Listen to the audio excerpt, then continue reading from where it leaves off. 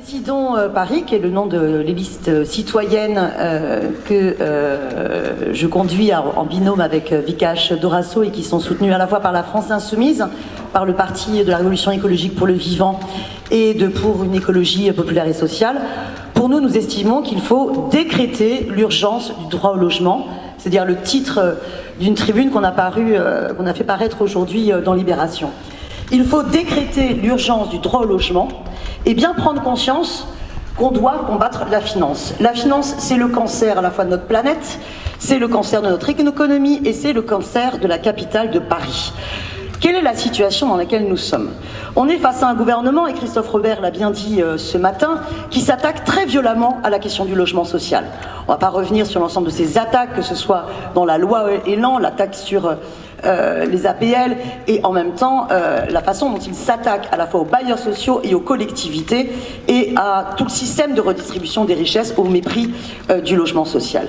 Mais on est aussi dans une situation où, après les 3 mandatures écoulées, la situation est très préoccupante.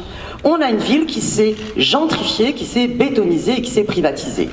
En 2001, souvenez-vous, Bertrand Delanoë disait « Rendons les clés aux Parisiennes et aux Parisiens ». Et aujourd'hui, on sait qu'il est très difficile d'avoir les clés d'un appartement, d'un logement. Des 35% d'ouvriers employés qu'il y avait en 2001, il n'y en a plus que 26%. Et pourtant, ils sont toujours 51% dans l'ensemble de la population. Et sur les 12 000 personnes qui quittent Paris chaque année, parce qu'ils ne peuvent plus y vivre, eh bien c'est d'abord et avant tout les classes populaires. Alors, quelle est la situation alors que du logement social a été fait? D'abord, ce logement social n'a pas réussi à absorber la disparition du logement social de fait dans le parc privé et la spéculation immobilière a tout mangé. Mais sur la politique du logement social, il faut reconnaître aussi un autre échec. Vous avez voulu réserver 30% des logements sociaux en catégorie PLS. Désolé si c'est technique, mais 90% des demandeurs de logements sociaux sont éligibles à ce qu'on appelle vraiment le vrai logement social, c'est les catégories PLAI, PLS et PLS. Il faut savoir que c'est, par exemple, le plafond pour un couple avec 2 enfants, c'est plutôt 6 000 €. Donc on n'est pas sur les mêmes types de publics. Et ça a accéléré une certaine gentrification. L'urgence, c'est donc quoi? À la fois de développer le logement social, pour aller au-delà de l'objectif de la loi 25% de logements sociaux en 2025 et faire en sorte que ce soit du vrai logement social accessible aux demandeurs. Et c'est aussi de faire en sorte de s'attaquer aux problématiques dans le parc privé. Nous souhaitons que la mairie de Paris puisse récupérer 2 compétences essentielles pour garantir le droit à la ville. La première, revenons sur la question de l'encadrement des loyers. Aujourd'hui, l'encadrement des loyers n'a pas permis la baisse des loyers. Ça a permis d'atténuer la hausse des loyers. Si la municipalité récupérait la compétence sur la définition du loyer de référence pour l'encadrement des loyers, on pourrait faire comme à Berlin, baisser les loyers. Et je peux vous dire, je ne trouverais pas beaucoup de Parisiens qui seraient contre. Et deuxième compétence à récupérer, eh bien, c'est la possibilité de réquisitionner les logements vides. Il y a plus de 110 000 logements vides à Paris. Comment faire en sorte que l'équation répondre au logement social et respecter les enjeux écologiques, eh bien c'est justement de réquisitionner les logements vides et pas de bétonner la moindre friche. Et donc pour ce faire, il faut que la compétence sur la réquisition des logements vides cesse d'être réservée à la préfecture et au gouvernement et qu'on arrête d'avoir une équipe municipale qui dit c'est pas nous, c'est l'État, parce que ça, il y en a marre, et qu'enfin on puisse récupérer. D'où l'initiative qu'on prendra de mettre en place un référendum pour mobiliser les Parisiennes et les Parisiens pour récupérer ces 2 compétences. Il faut faire le rapport de force. Et s'il me reste encore un tout petit peu de temps, un petit peu de temps, voyez bien que dans cette proposition, ce qui est important, c'est de se dire que les Parisiennes et les Parisiens, dans cette question du droit à la ville, il faut les mettre en mouvement. Il faut s'appuyer sur leur implication citoyenne. Comment s'appuyer sur leur implication citoyenne? Eh bien, par exemple, en mettant en place un conseil d'arrondissement des habitants du logement social. Parce qu'on estime déterminant que les locataires du logement social puissent se faire respecter, il faut soutenir les associations de locataires et aider à l'auto-organisation. C'est aussi, par exemple, en développant un service public des punaises de lit. Vous vous rendez compte, une ville comme Paris n'est pas capable d'avoir un propre service pour aider les habitants à se défaire de ce calvaire terrible des punaises de lit. Donc il faut absolument. Et pour conclure, sur les questions d'enjeux écologiques, par exemple la réhabilitation thermique, il va falloir mettre un coup de booster, quoi. On ne peut pas dire qu'on a moins de 9 ans pour tout changer face à l'urgence climatique et finalement faire au fil de l'eau très peu de réhabilitation et croire qu'on a encore des dizaines et des dizaines d'années. Donc il faut assumer un vrai recours à l'emprunt. Et pour ça, il faut assumer de résister à Macron et de dire que la contractualisation de Macron qui nous interdit d'avoir plus recours à l'emprunt, eh bien on y désobéira. Et donc il faut assumer des élus qui se battent pour ça. Voilà. Merci beaucoup Danielle Tuanet. Parce que vous êtes assez critique donc sur la trajectoire logement social du gouvernement actuel. Vous, comment vous imaginez les choses? Vous partez aussi de logements existants pour les transformer en logements sociaux. Comment vous imaginez la proportion à construire et la proportion à transformer? Oui, je pense que si la ville dense est écologique, la ville ultra dense est anti-écologique. Et donc je pense que c'est absolument pas un faux sujet et que c'est une vraie bataille de partir à la reconquête de la pleine terre et d'augmenter les hectares de pleine terre dans Paris. C'est un vrai enjeu, notamment contre les îlots de chaleur en période de canicule, on l'a vu l'été dernier. Donc il y a vraiment cette nécessité-là d'arrêter de bétonner la moindre friche et le moindre espace vert. Donc ça veut dire quoi? Ça veut dire qu'il faut utiliser l'outil de la préemption, de la réquisition et de l'expropriation. Je sais pas, vous avez vu, on a commencé à exproprier pour les Jeux Olympiques, on a pu exproprier un foyer de travailleurs migrants en 93. Si on pouvait enfin se mettre à exproprier pour faire en sorte qu'il n'y ait plus de sans-abri, je pense que ça rectifierait la hiérarchie des priorités dans ce pays. Le droit au logement doit l'emporter sur le droit de spéculer sur le logement. C'est ce principe-là politique qu'il faut marteler et que nous martellerons dans la campagne. Donc après, je suis quand même inquiète, parce que sur cette prochaine mandature, quand je compare les différents programmes, s'il y a des belles annonces sur le logement social, quand on regarde les chiffres, ça l'est beaucoup moins. Nous assumons d'avoir un objectif de 60 000 logements sociaux dans la mandature, 10 000 logements sociaux par an. Et oui, il y a une urgence absolue de prioritairement les faire en catégorie PLAI, PLUS, pour que ça corresponde à la situation des demandeurs. 90% des demandeurs sont éligibles au vrai logement social. Et quand vous avez des candidats qui vous parlent de classe moyenne, demandez-leur de préciser, mais en fait, de quel revenu vous parlez? Parce que ce concept est tellement flou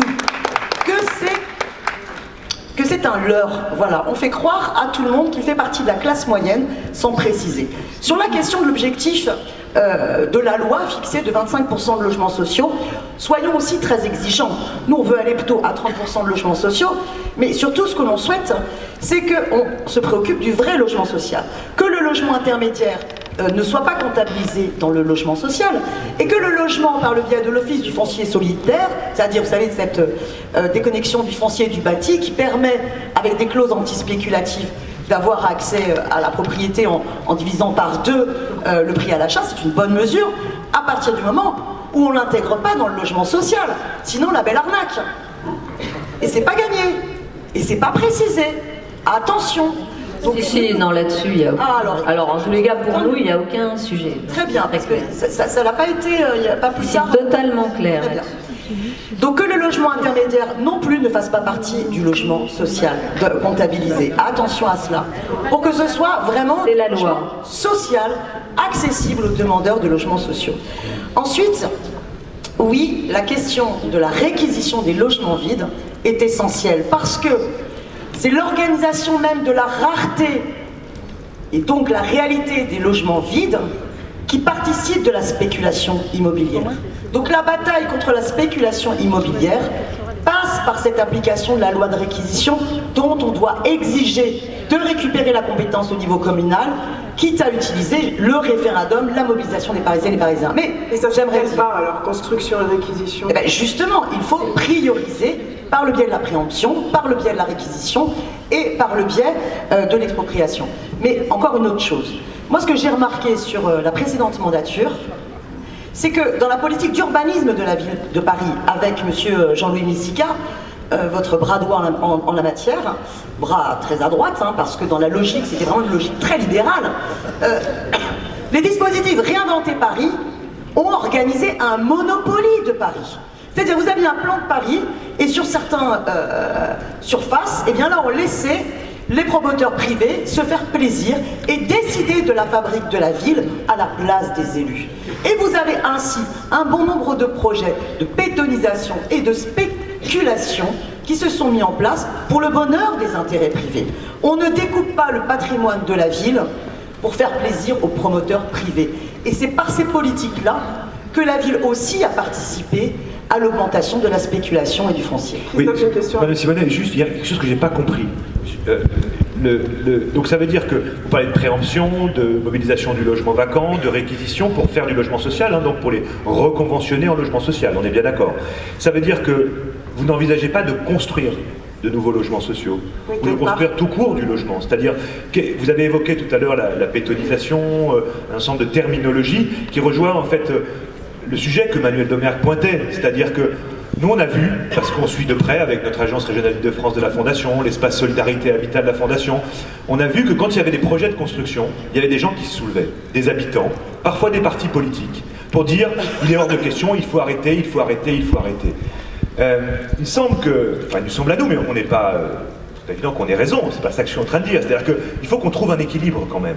Il faut qu'on trouve un équilibre entre cette volonté de reconquérir finalement des espaces verts, des espaces de respiration. On sait que la ville de Paris est assez dense, c'était dit tout à l'heure, mais il faut quand même construire. Enfin, j'ai l'impression que vous avez l'air de dire que non, mais je me suis peut-être trompé. Une réponse, je fais une réponse. Après à Cédric. Juste Daniel. Donc, une réponse très claire.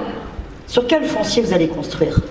Là, les derniers projets, c'était sur le terrain d'éducation physique, là où il y avait des jeunes qui faisaient du sport en accès libre, là où il y avait un jardin partagé. C'est là-dessus qu'il faut construire. Donc on n'a plus d'espace partagé, il faut aussi la vivre, la ville. Donc moi, je vais vous dire une chose. Vu le nombre de mètres carrés de bureaux vides, là, vous avez la possibilité aussi de construire à la place de ces bureaux, par exemple. Donc il y a des espaces de construction qu'il faut cerner, qui permettent de ne pas avoir pour conséquence de réduire les espaces verts. Mais attention aux arnaques, parce qu'aujourd'hui, quand Paris Habitat, alors je ne sais pas pour la RIVP, mais c'est sans doute la même chose. Quand Paris Habitat, transforme des bureaux en logements, on applaudit, vous êtes d'accord avec moi, c'est une bonne chose. Sauf que là, ça leur donne des droits de compensation, des droits de ce qu'on appelle des droits de commercialité. Sauf qu'il y a un business, il y a un marché de ces droits de compensation, de ces droits de commercialité, qui fait que les propriétaires privés, qui veulent transformer du logement privé en logement locatif, saisonnier, meublé, saisonnier, touristique à l'année, peuvent utiliser sur ce marché les droits de compensation pour le faire. Et vous avez carrément sur le site de la ville de Paris, sur le site de Paris Habitat, le mode d'emploi et l'explication de cela. Moi je demande à ce qu'il y ait un moratoire et qu'on arrête de se moquer du monde. Si on se bat contre Airbnb, ce qui restera à prouver parce qu'on verra tout à l'heure avec 30 agents, on va pas très loin, il faut se battre sur les locations saisonnières et donc refuser que le bailleur social joue à marché nul avec le privé et qui fait que quand il transforme un bureau en logement, on se retrouve avec des propriétaires privés qui peuvent s'amuser à transformer des logements en local touristique à l'année. Moi je suis conseillère de Paris, jamais on me sollicite sur ce qui se discute dans cette assemblée, voilà, donc on en est totalement exclu. Et par contre, attention à ne pas considérer que, pour reprendre un slogan que je trouvais chouette, le pari du quart d'heure, correspond finalement au banlieusard des 2 heures. C'est-à-dire que cette conception de la ville où on repousse les couches populaires dans un logement social accessible mais très éloigné du centre de la capitale et toujours plus éloigné, au nom de l'attractivité de Paris qui doit l'être d'abord et avant tout pour la finance, pour la city, pour l'innovation, pour une certaine catégorie sociale. C'est ça la logique aujourd'hui qui est à l'œuvre dans les politiques municipales et qu'il faut totalement changer. Alors, concernant la fiscalité, oui, il y a une révolution fiscale à faire, mais que ce gouvernement ne veut pas. Il a montré son choix pour au contraire faire cadeau aux plus riches, alors qu'il y a une nécessité de taxer les logements vacants, de taxer les résidences secondaires et d'être bien plus et de restaurer une souveraineté communale au niveau budgétaire et donc de refuser que le budget de la commune de Paris soit sous tutelle de Bercy. Or c'est le cas aujourd'hui avec la contractualisation, hélas. Merci. Sur l'encadrement des loyers, pour l'encadrement des loyers à la baisse, c'est pour ça qu'on mène bataille pour qu'il y ait un référendum, pour que la ville récupère la compétence pour fixer le loyer de référence, pour que justement on puisse, comme à Berlin, baisser les loyers. Sur la question de Airbnb, aujourd'hui la situation est la suivante. Comme il n'y a pas plus d'une trentaine d'agents pour contrôler Airbnb, il y a eu seulement 118 amendes quand il y a au contraire au moins 60 000 annonces illégales.